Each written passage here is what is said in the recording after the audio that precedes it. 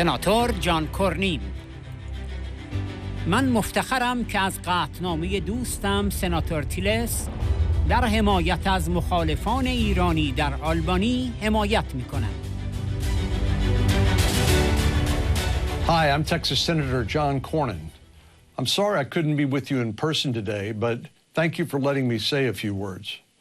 Now more than ever, we must support the ideals of freedom, justice, and democracy across the globe.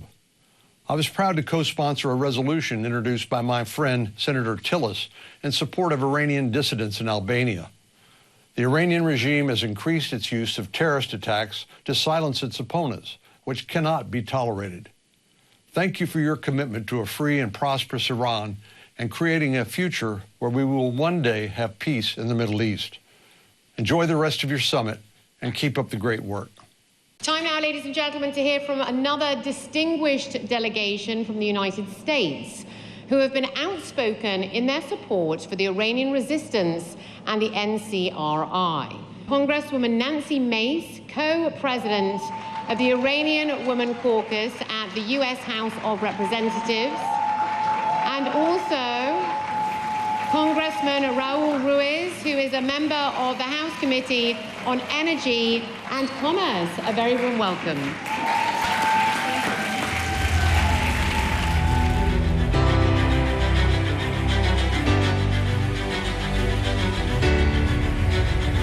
نانسی میکس: به زنان اشرف سه میگویم مبارزه شما نمادی است از اراده پایدار زنان ایرانی برای عدالت و برابری در ایران و سراسر جهان.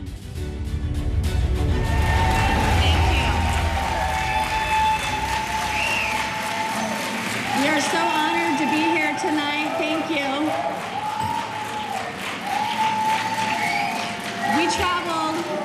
We traveled a long way to stand up here with the people of Iran tonight. So it's an immense honor to be with you. I want to extend my heartfelt gratitude to all the attendees and supporters and protesters who are here, who have gathered here today. Your presence underscores your commitment to defending human rights and defending democracy.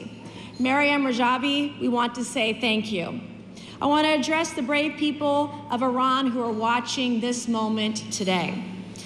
Your courage, your resilience, and your unwavering pursuit of freedom and justice have not gone unnoticed. And we stand with you. The United States of America stands with you.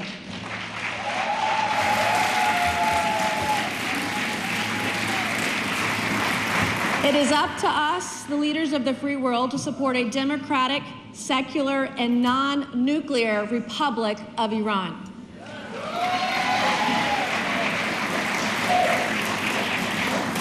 As true defenders of democracy, the United States will amplify your calls for freedom, put international pressure on the regime, and support your right to self-determination.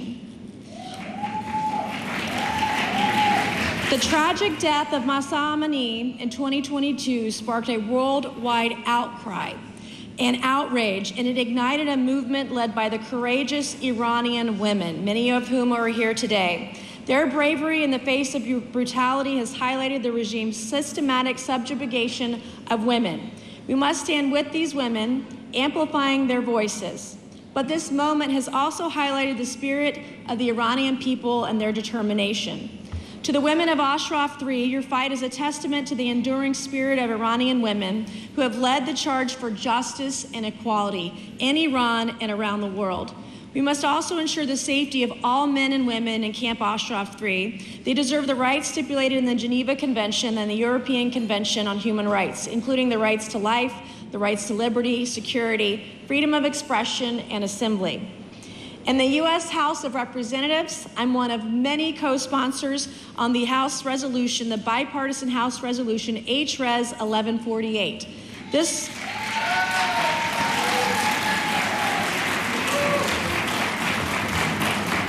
resolution, which has majority support, backs the 10-point plan for the future of Iran authored by Meriem Rajvi. This plan echoes rejecting absolute clerical rule and affirming the people's sovereignty in a pluralistic republic, ensuring freedoms of speech, political parties, assembly, press, and the internet, committing to individual and social freedoms and the Universal Declaration of Human Rights, including prohibiting torture and the death penalty, upholding the separation of religion and state and religious freedom, achieving complete gender equality and abolishing discrimination, and maintaining an independent judiciary and upholding the rule of law, presumption of innocence, and the right to a fair trial. As a representative of the state of South Carolina, my home state, I'm proud to also mention that our State House unanimously passed House Resolution 4422, expressing the unequivocal support for the people of Iran who are in the pursuit of fundamental rights and freedoms. Tonight, we're sending a clear message to the regime in Tehran. The free world stands firmly with those who fight for liberty, for those who fight for justice, and those who fight for human dignity. Let us not be the generation that watched from the sidelines as brave men and women were crushed under the weight of tyranny. Let us be the generation that stood up, the generation that spoke out, and the generation that made a difference. Thank you.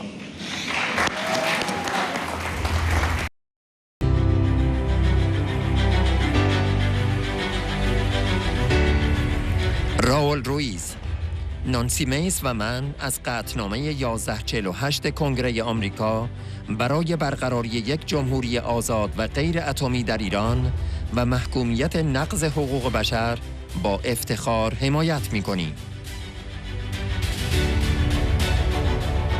این قطعنامه بیانگر رد دیکتاتوری سلطنتی و استبداد مذهبی توسط مردم ایران است و حمایت حقوقدانان از طرح 10 ماده‌ای مریم رجوی برای آینده ایران را تایید می‌کند.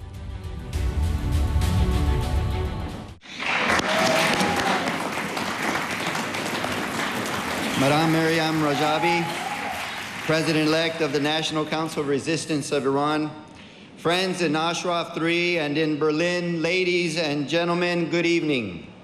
I am here to stand in solidarity with you, the Iranian diaspora, who have never given up hope for a free and democratic Iran. I'm here to share a collective dream with widows, parents, students, workers, women, and girls who have been killed, imprisoned, raped, tortured, and poisoned by a regime that for too long has violated their human rights as they dared to dream of freedom and equality. I am here to say that I see you, we see you, we are inspired by your courage, and we morally support your cause for freedom and democracy. For decades, Iranians have been battling with their government to become a democracy and to respect basic human rights. And after years of repression, the Iranian people saw this fight catch fire again 2 years ago. We saw brave Iranians emerge into the streets to show their support in a show of solidarity and courage. And we saw Iranian women and girls, men and boys, students and workers courageously take a stand and saying, no more.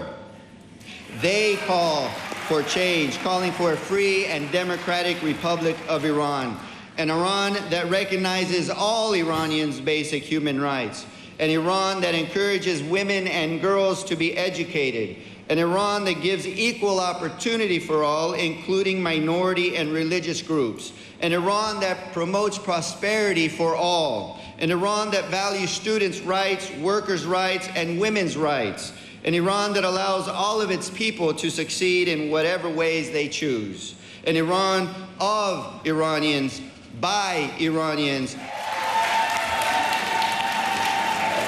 And today we stand here and applaud your efforts to demand that future Iran, a democratic, free republic of Iran, a democracy that empowers Iranians to vote and elect their own leaders in real elections, not the kind of sham election or a selection that happened yesterday in Iran, and a democracy that will respect human rights, minority rights, women's rights, where everyone's dignity and rights are respected under the law. And as all of you know, there are over 900 women and men in Ashraf 3 in Albania, former political prisoners, victims of crimes while in prison by the Iranian regime, and many witnessed the 1988 massacre and other political killings in Iran, including the crimes committed by Ibrahim Raisi.